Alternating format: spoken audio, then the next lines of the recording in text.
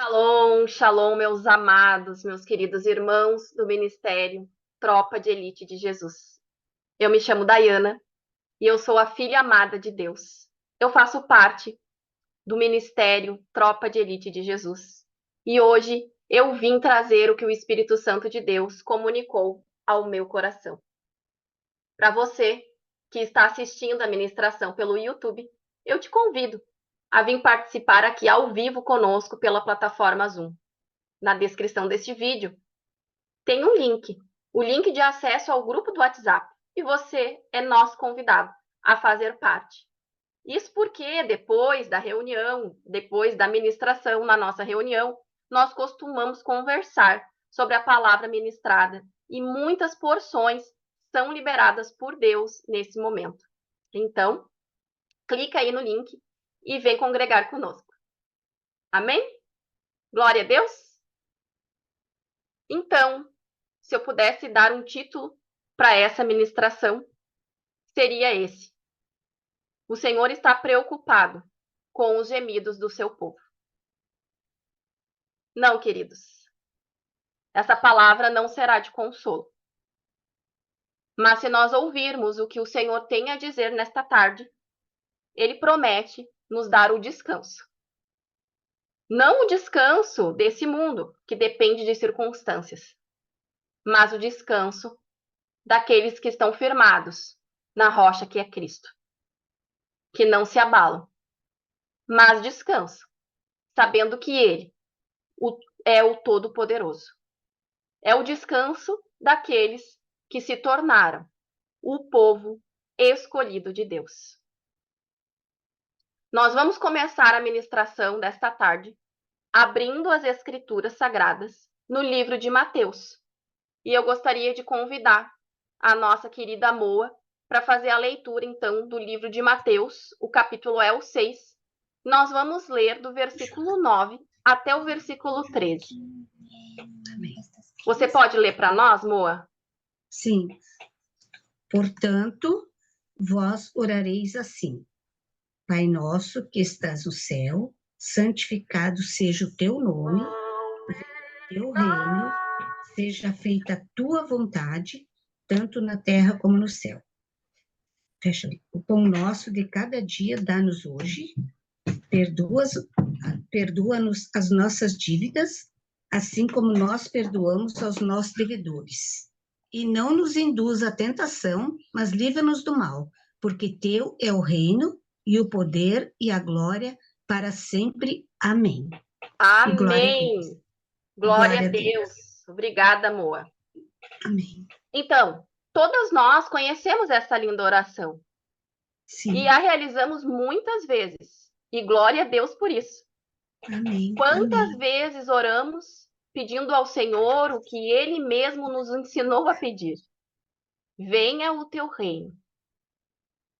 Seja feita a tua vontade, assim na terra como no céu. Nós oramos isso, irmãos. E lembro de passar a minha infância inteira fazendo essa oração. Todas as noites antes de dormir, a minha mãe orava junto comigo e junto com a minha irmã esta oração. Fazíamos isso todas as noites. E agora, essa oração é materializada dia após dia na minha vida. E tenho certeza que na sua vida também. Venha o teu reino, seja feita a tua vontade, assim na terra como no céu. O reino de Deus deve ser estabelecido aqui na terra como é no céu. Eu não vou fazer rodeios para entregar aquilo que o Senhor comunicou ao meu coração. Estabelecer o reino de Deus tem a ver conosco, irmãos, com aquilo que nós, como agentes deste reino, devemos fazer. Precisamos sair das misturas do Egito e temos que nos livrar do culto pagão e de tudo aquilo que pertence ao outro reino. Temos que estabelecer a cultura do reino de Deus, obedecer e fazer a vontade de Deus. Mas essa foi a introdução da ministração. Agora nós vamos falar sobre as pragas do Egito. Em um momento de extrema dor do povo de Deus, que estava sendo escravizado pelos egípcios, e naquela época o povo de Deus aumentava e se mostrava forte. Então o rei do Egito estava se sentindo ameaçado. Isso porque o rei pensava que o povo de Deus poderia se unir com os inimigos dos egípcios em caso de guerra. Então, a fim de que não se tornassem mais numerosos, fez com que o povo de Deus, os israelitas, trabalhassem com trabalhos pesados, tornando-os escravos e tratando-os com brutalidade. O rei do Egito fez com que os israelitas fizessem trabalhos pesados na fabricação de tijolos e na construção e na plantação. Todavia, Deus escutou os gemidos dos israelitas e lembrou da aliança que havia feito com Abraão, com Isaque e com Jacó. Deus viu a escravidão dos israelitas e ficou preocupado com eles. Então, foi diante deste contexto que Deus falou com Moisés, chamou a atenção de Moisés quando aquele espinheiro estava em fogo, mas não se queimava. Moisés chegou mais perto para ver melhor, tirou as sandálias, porque aquele lugar onde estava pisando era santo. E Deus se apresentou a ele, dizendo que ele é o Deus dos antepassados, o Deus de Abraão, o Deus de Isaque, o Deus de Jacó, e que estava vendo claramente a opressão sobre o seu povo no Egito e escutado o seu clamor por causa dos seus feitores, pois se preocupa com os sofrimentos deles. Por isso, o Senhor desceu para livrá-los das mãos dos egípcios e tirá-los daquela terra, para uma terra boa e vasta, onde flui leite e mel, a terra dos cananeus, dos hititas, dos amorreus, dos ferezeus, dos aveus e dos jebuseus. Pois o clamor dos israelitas havia chegado até o Senhor, o nosso Deus. E o Senhor, o nosso Deus, estava vendo como os egípcios estavam oprimindo o seu povo. E o Senhor diz: portanto, agora vá, Moisés, porque o Senhor estava enviando até Faraó para tirar todo o povo de Deus do Egito. Moisés, então, nesse momento, ele se achou indigno de realizar tal feito e disse ao Senhor: quem seria ele para ir se apresentar ao Faraó e tirar os israelitas do Egito? Mas Deus afirmou que estaria com Moisés. Então Moisés perguntou ao Senhor o que falaria aos israelitas quando dissesse que o Deus dos seus antepassados o enviou e eles lhe perguntassem qual era o nome dele. E Moisés deveria dizer isso. O Senhor disse para Moisés dizer que ele era: eu sou o que sou. Diga a eles, disse o Senhor, o eu sou me enviou a vocês. Diga aos israelitas que o Senhor, o Deus dos seus antepassados, o Deus de Abraão, de Isaque e de Jacó, enviou-me a vocês. O Senhor determinou a Moisés que reunisse as autoridades de Israel e que Moisés dissesse que o Senhor, o Deus dos antepassados, o Deus de Abraão, de Isaque e de Jacó, apareceu a ele e disse: eu tenho observado vocês atentamente e visto o que tem sido feito a vocês no Egito. Prometi tirá-los da opressão do Egito para que a terra dos cananeus, dos hititas, dos amorreus, dos ferezeus, dos heveus e dos jebuseus, terra onde fluem leite e mel. As autoridades de Israel o atenderão. Depois você irá com elas ao rei do Egito e lhe dirá: o Senhor, o Deus dos hebreus, veio ao nosso encontro. Agora, deixe-nos fazer uma caminhada de 3 dias, adentrando o deserto para oferecermos sacrifício ao Senhor, o nosso Deus. Eu sei que o rei do Egito não deixará sair, a não ser que uma poderosa mão o force. Por isso, estenderei a minha mão, disse o Senhor, e ferirei os egípcios com todos os prodígios que realizei no meio deles. Depois disso, eles os deixará sair. Eu farei, diz o Senhor, que os egípcios tenham boa vontade para com este povo, de modo que quando vocês saírem, não sairão de mãos vazias. E todos os israelitas pedirão às suas vizinhas, às mulheres que viverem na casa dessas vizinhas, objetos de prata, de ouro, roupas, que vocês porão nos seus filhos e nas suas filhas. Assim, vocês despojarão os egípcios, disse o Senhor. Então, queridas, nós não saímos das misturas de mãos vazias. É isso que o Senhor está dizendo aqui. Vamos continuar. Então, o Senhor Deus deu a sua autoridade a Moisés diante do faraó, e Arão, o seu irmão, foi como o seu profeta. Moisés falou tudo o que Deus lhe ordenara. E Arão, o seu irmão, disse ao faraó que deixasse sair do Egito os israelitas. Mas Deus já deixou avisado que faria o coração de faraó resistir, e que mesmo que multiplicasse os sinais, prodígios no Egito, que o faraó não os ouviria.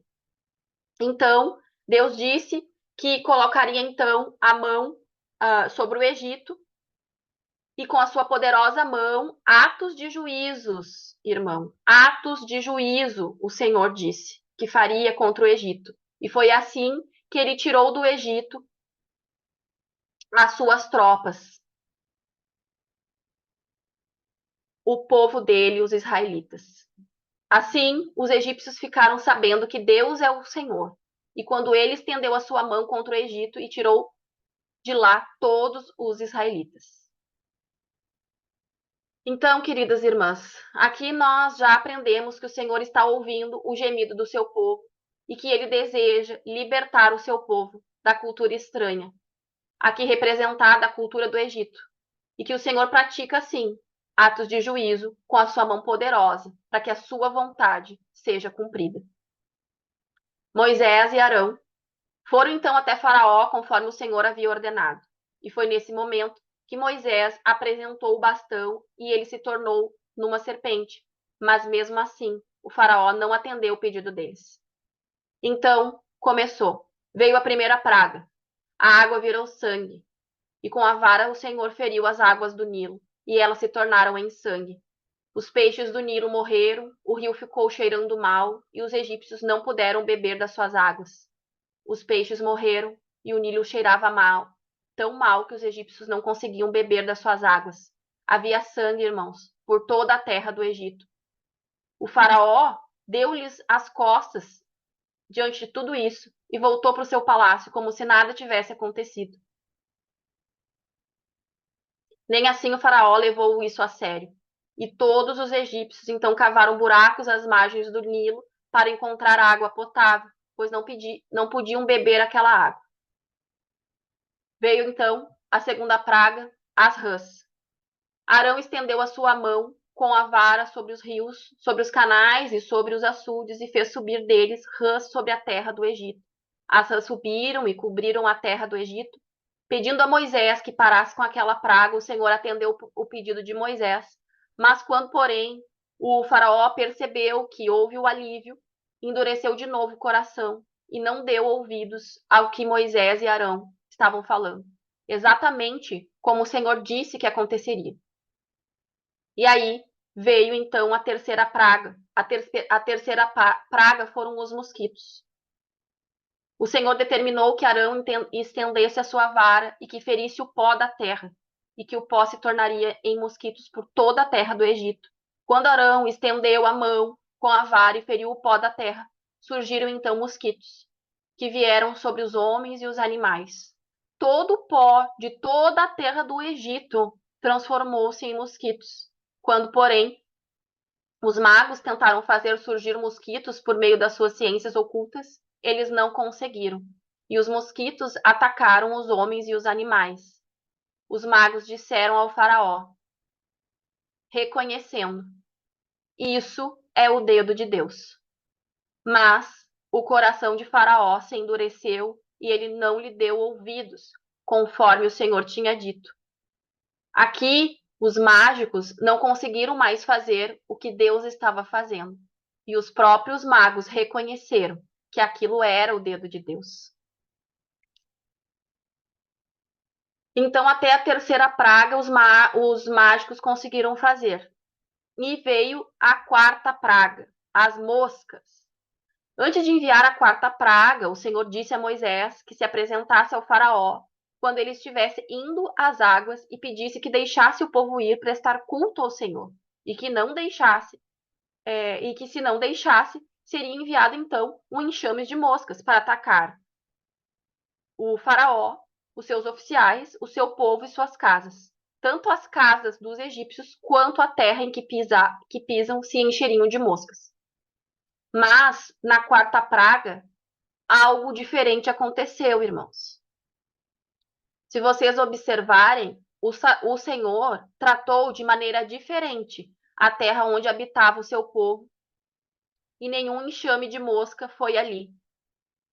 Isso para que Faraó visse que era Deus e que o Senhor estava naquela terra. Observe o capítulo 8 de Êxodo, o versículo 23. O Senhor disse, e é o que ele está dizendo para nós nessa tarde: farei distinção entre o meu povo e o seu. E este sinal milagroso acontecerá amanhã.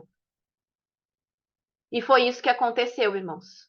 Grandes enxames de moscas invadiram o palácio do faraó e as casas dos seus oficiais, e em todo o Egito a terra foi arruinada pelas moscas. Mas mesmo assim, o faraó não se curvou ao pedido de Deus e continuou negando a saída do povo de Deus do Egito. Então, veio a quinta praga, com a morte dos rebanhos do faraó que estavam nos campos. Os cavalos, os jumentos, os camelos, os bois e as ovelhas. Todas morreram. E aqui novamente o Senhor fez distinção entre os rebanhos de Israel e os rebanhos do Egito. Nenhum animal dos israelitas morreram. E na ocasião, o faraó mandou verificar e constatou que nenhum animal dos israelitas havia morrido. Mas mesmo assim, o seu coração tornou-se insensível e ele não deixou o povo ir. Veio então a sexta praga, as feridas purulentas. O Senhor mandou Moisés tirar um punhado de cinza de uma fornalha e lançar para o alto diante do faraó, e ela se tornou como um pó fino sobre toda a terra do Egito. E feridas purulentas surgiram nos seres humanos e nos animais em todo o Egito. Nem os magos podiam manter-se diante de Moisés, porque ficaram cobertos de feridas, como os demais egípcios. O Senhor, porém, endureceu o coração do faraó, e ele não deu ouvidos a Moisés e Arão, conforme o Senhor tinha dito a Moisés. Veio a sétima praga, o granizo, e o Senhor novamente determinou ao faraó que deixasse o povo ir prestar-lhe culto, mas o faraó não ouviu o Senhor. Deus enviou a pior tempestade de granizo que já havia caído sobre o Egito desde o dia da sua fundação até hoje. Mas algo me chamou a atenção nessa sétima praga. O Senhor deu oportunidade para aqueles que acreditavam nos profetas e mandou eles recolherem os seus rebanhos e tudo o que tinha nos campos. Porque todos os homens e animais que estiverem nos campos, disse o Senhor, que não tiverem sido abrigados, seriam atingidos pelo granizo e morreriam. E no Egito haviam oficiais do faraó que temiam a palavra do Senhor. Então eles ouviram o profeta e recolheram os animais aos abrigos e os seus rebanhos e também os seus escravos. Mas os que, porém, não se importaram com a palavra do Senhor, de que deixaram seus escravos e os seus rebanhos no campo, perderam tudo. E foi o que aconteceu. Quando Moisés estendeu a vara para o céu, o Senhor fez vir trovões e granizo, e os raios caíam sobre a terra. Então o Senhor fez chover granizo sobre a terra do Egito. Caiu granizo e raios lampejavam sem parar. Nunca houve uma tempestade de granizo tão intensa como aquela que todo o Egito, desde que esses se tornaram uma nação, em todo o Egito, o granizo atingiu tudo o que havia nos campos, tanto os homens como os animais, destruindo toda a vegetação, além de quebrar todas as árvores. Somente a terra de Gósen, onde estavam os israelitas, não caiu granizo. Então, novamente, o Senhor poupou o seu povo. Dessa vez, o faraó mandou chamar Moisés e Arão e reconheceu que pecou. Reconheceu que o Senhor é justo e que ele e o seu povo estavam errados. Então pediu para Moisés que orasse ao Senhor, pedindo para aquilo passar, que os trovões e o granizo já era demais para ele suportar, e que assim deixaria o povo ir, não precisavam mais ficar ali. Então Moisés deixou o faraó, saiu da cidade, ergueu as mãos ao Senhor, os trovões e o granizo cessaram, e a chuva parou. E quando o faraó viu que a chuva, o granizo e os trovões haviam cessado, pecou novamente. E tanto ele quanto os seus oficiais endureceram o coração. O coração do faraó continuou endurecido e ele não deixou que os israelitas saíssem, como o Senhor tinha dito por meio de Moisés. Então foi necessário, irmãos, a oitava praga, que foram os gafanhotos. O Senhor determinou a Moisés e a Arão que falasse com o faraó: até quando você se recusará a humilhar-se diante de mim? Deixe o meu povo ir para prestar-me culto, disse o Senhor. Se você se recusar a deixá-los ir, farei vir gafanhotos sobre o seu território amanhã. Eles cobrirão a superfície da terra até não se poder enxergar o solo. Devorarão o pouco que ainda lhes restou da tempestade de granizo e todas as árvores que estiverem brotando nos campos. Encherão os seus palácios e as casas de todos os seus oficiais e de todos os egípcios. Algo que os seus pais e os seus antepassados jamais viram, desde o dia em que se fixaram nesta terra até o dia de hoje. Nesse momento, os oficiais do faraó já estavam convencidos e solicitaram ao faraó que deixasse os israelitas irem. Então chamaram Moisés e Arão de volta à presença do faraó. Mas o faraó resolveu obedecer em parte ao que o Senhor tinha pedido, liberando só os homens para ir para prestar-lhe culto. É claro que o Senhor não aceitou. Foi então que Moisés estendeu a mão sobre o Egito, para que os gafanhotos viessem sobre a terra e eles devorassem toda a vegetação. Tudo que foi deixado pelo granizo foi devorado. Novamente, o faraó se viu desesperado e mandou chamar Moisés e Arão.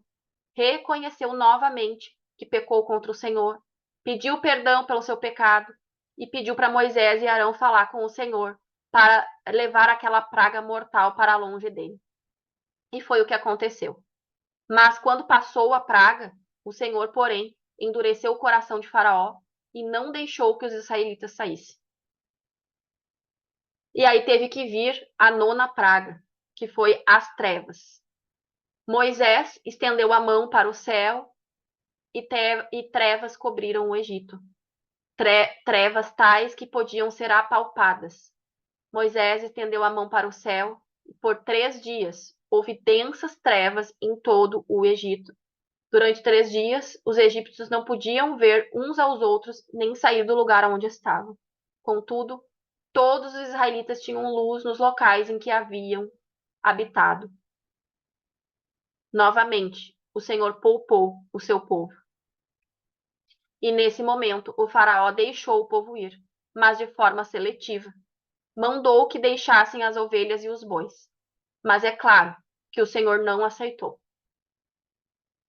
Então, diante do endurecimento do coração de Faraó, que não decidiu cumprir integralmente o que o Senhor determinou, veio a 10ª e última praga. O Senhor deu ordens a Moisés que dissesse ao povo, tanto aos homens quanto às mulheres, que pedisse aos vizinhos objetos de prata e de ouro. O Senhor tornou os egípcios favoráveis ao povo, e o próprio Moisés era tido em alta estima no Egito pelos oficiais do faraó e pelo povo.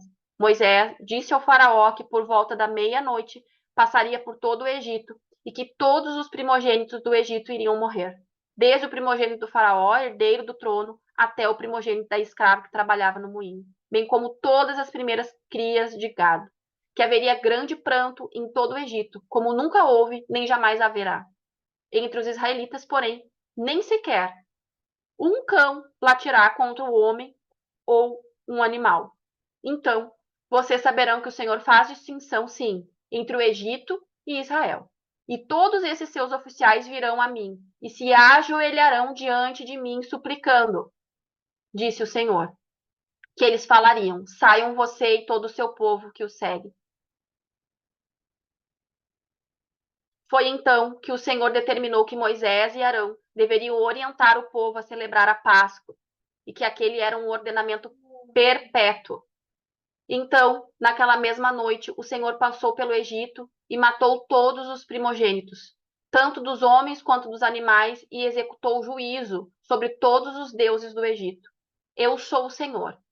O sangue colocado nas portas dos israelitas foi um sinal para indicar as casas em que eles estavam. Quando eu vir o sangue, passarei adiante, disse o Senhor. A praga de destruição não atingiu o povo de Deus quando ele feriu o Egito. E este dia foi e é um memorial para todos nós, de geração em geração. Devemos celebrar isso como uma festa ao Senhor. O Senhor disse: celebrem-no como um estatuto perpétuo. Foi nesta hora que o faraó mandou então chamar Moisés e Arão e lhes disse para que os israelitas saíssem do Egito e fossem prestar culto ao Senhor. Autorizou levar os rebanhos e os gados. Mas mesmo com tudo isso, mesmo com tudo o que aconteceu, a perseguição dos egípcios continuou. Contaram ao rei do Egito que o povo havia então saído, e o coração do faraó e dos seus oficiais foi mudado. Faraó mandou aprontar o seu carro de guerra e levou consigo seu exército. Levou todos os carros de guerra do Egito e também 600 dos melhores desses carros, e cada um com um oficial no comando. O Senhor endureceu o coração do faraó, o rei do Egito, e este perseguiu os israelitas que marchavam triunfantemente. Os egípcios, com todos os cavalos e carros de guerra do faraó, os cavaleiros e as tropas saíram em perseguição aos israelitas e os alcançaram quando estavam acampados à beira do mar. Ao aproximar-se, o faraó, os israelitas olharam e avistaram os egípcios que avançavam na direção deles, e nesse momento o povo de Deus ficou com medo e aterrorizados, clamaram ao Senhor e disseram a Moisés: foi por falta de túmulos no Egito que você nos trouxe para morrermos no deserto? O que você fez conosco, tirando-os de lá? Já tínhamos dito a você no Egito: deixe-nos em paz, seremos escravos dos egípcios. Preferimos ser escravos dos egípcios a morrer no deserto. Mas Moisés, nesse momento, encorajou o povo: não tenham medo, fiquem firmes e vejam o livramento que o Senhor trará hoje, porque nunca mais vocês verão os egípcios que hoje vêm. O Senhor lutará por vocês. Fiquem calmos. Então o Senhor disse a Moisés: por que você está clamando a mim? Diga aos israelitas que sigam avante. Erga a sua vara, estenda a mão sobre o mar e faça as águas se dividirem para que os israelitas atravessem o mar em terra seca. Eu, porém, endurecerei o coração dos egípcios e eles os perseguirão. Serei glorificado por meio do faraó e de todo o seu exército com os seus carros de guerra e os seus cavaleiros. Os egípcios saberão que eu sou o Senhor quando eu for glorificado por meio do faraó, com os seus carros de guerra e os seus cavaleiros. A seguir, o anjo de Deus, que ia à frente dos exércitos de Israel, retirou-se, pondo-se atrás deles. A coluna de uma nuvem também saiu da frente deles e se pôs atrás, entre os egípcios e os israelitas. A nuvem trouxe trevas para um e luz para outro, de modo que os egípcios não puderam aproximar-se dos israelitas durante toda a noite. Então Moisés estendeu a mão sobre o mar, e o Senhor fez o mar retroceder e o tornou em terra seca, com um forte vento leste que soprou toda aquela noite. As águas se dividiram e os israelitas atravessaram pelo meio do mar em terra seca, tendo uma parede de água à direita e outra à esquerda. Os egípcios os perseguiram e todos os cavalos, carros de guerra e cavaleiros do faraó foram atrás deles até o meio do mar. E na madrugada, do alto da coluna de fogo e de nuvem, o Senhor se inclinou e viu o exército dos egípcios e os pôs em confusão. Fez que as rodas dos seus carros de guerra se soltassem, de forma que tinham dificuldade em conduzi-los. Então os egípcios disseram: vamos fugir dos israelitas. O Senhor está lutando por eles contra o Egito. E o Senhor disse a Moisés: estenda a mão sobre o mar para que as águas voltem sobre os egípcios, sobre os seus carros de guerra e sobre os seus cavaleiros. Moisés estendeu a mão sobre o mar, e ao raiar do dia, o mar voltou ao seu lugar. Quando os egípcios estavam fugindo, foram de encontro às águas, e o Senhor os lançou no mar. As águas voltaram e cobriram os seus carros de guerra e os seus cavaleiros. Todo o exército do faraó que havia perseguido os israelitas mar adentro morreram. Ninguém sobreviveu. Os israelitas, porém, atravessaram o mar, pisando em terra seca, tendo uma parede de água à direita e outra à esquerda. E naquele dia, o Senhor salvou Israel das mãos dos egípcios. E os israelitas viram os egípcios mortos na praia.